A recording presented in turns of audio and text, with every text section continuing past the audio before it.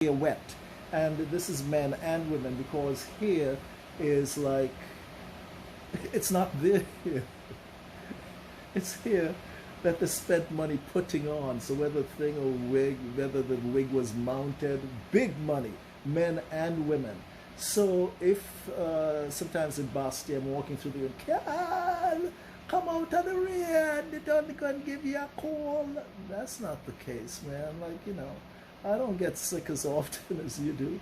And I certainly don't like that wet dog smell that goes along with the braided, woven, threaded, you know, 40-year-olds with baby hair kind of. Look, you do you.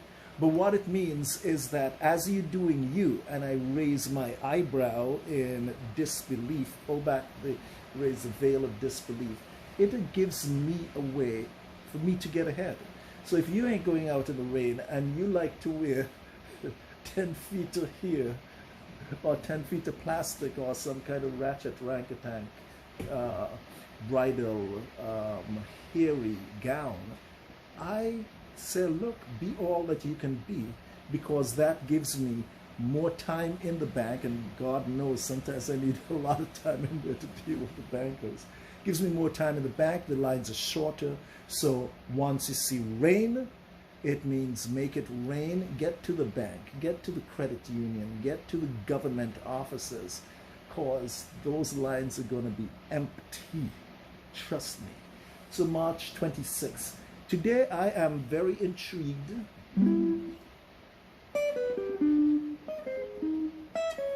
with the story of Uriah the Hittite, and look into the psyche of St. Kitts men.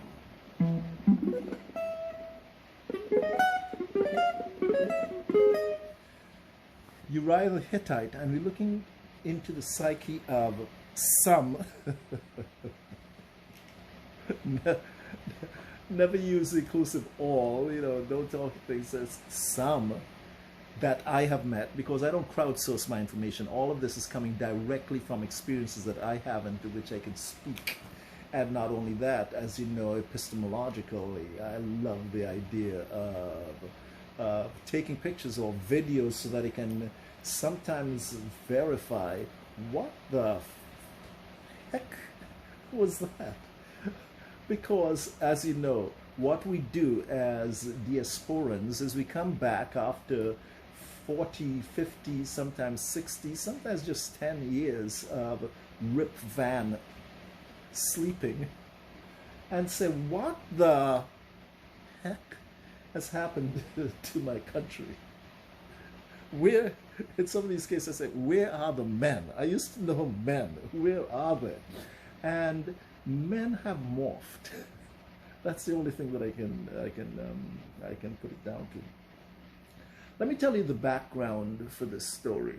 I am at the I guess it's a health center. Is this Newtown? I have with me the prettiest girl in the area, prettiest girl, I don't know if on the island, but certainly prettiest girl there. She's with me, except that I don't advertise it. I have a bus driver, a taxi driver, waiting while she does some paperwork, which she figured is going to take about 10 minutes. So I asked the guy, look, we have a couple of stops to make. Is 10 minutes okay? He said yes. And so he's waiting outside.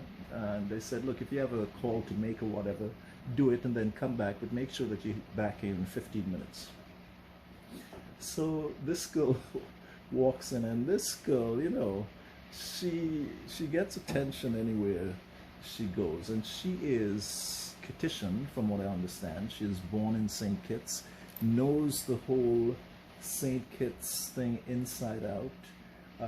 You know, she was the one who told me about community deck and the need to get an off-island wife if you know, if basically you've been writing everything in town and it's time to get married, as a person with a big job or a politician. Anyway, so we're here, and I'm walking through, so there's no indication from our behavior that we're together. So she joins a line, And I, as usual with my ADD, like I have to go and ask, who, why, where, when, what, and how. But how, of course, is just who spelled a little differently. So it's who, what, why, where, when, how, what?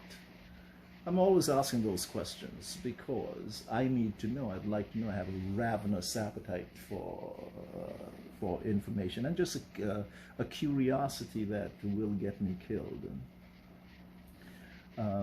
if it happens more than 8 times. Now, I spot an enamel cup in one of the offices. So I knock on the door. You know these enamel cups, and I'm looking for one. It's an enamel cup, white. You can tell it's old because it has spots in it. And I say, "Hi, good morning. My name is Carl. Would you sell me that cup, that enamel cup?" And the girl said, "Well, I don't know. It's not mine to sell." Now, so I said, "Well, who can we speak to? Who can we talk to? I mean, I can offer $10 for it. I don't have a lot of money. I have very little money. I have very little money. I repeat that.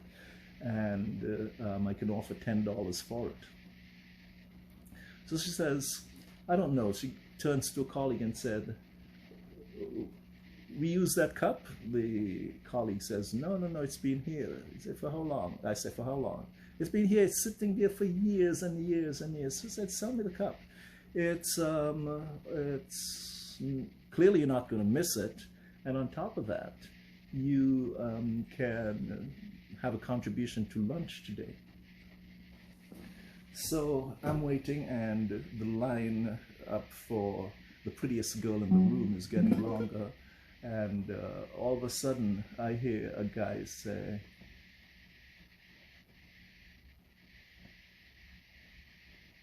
"I would pay $20 for that cup. In fact, I would pay $100 for this cup." Now, this guy, I haven't seen the guy. He hasn't registered in my car. I don't even turn around because I know this guy can't be talking to me. What's this guy, this Kittitian male, doing in my business? And it is, I also like to be able to tell what's going on. I want to know 100% of what's going around me. And also, I want to be able to predict what will happen next. So I ignore him. I said, "So we're going to you're going to consider my offer of $10? And the girl said, "Well, we have to." I say, "Offer $100 for it. You don't have more money than me." I said, "Dude, clearly I came in here saying I don't have a lot of money. I have very little money. That's why I'm only offering $10. What's your sudden interest?" "Well, I collect things too."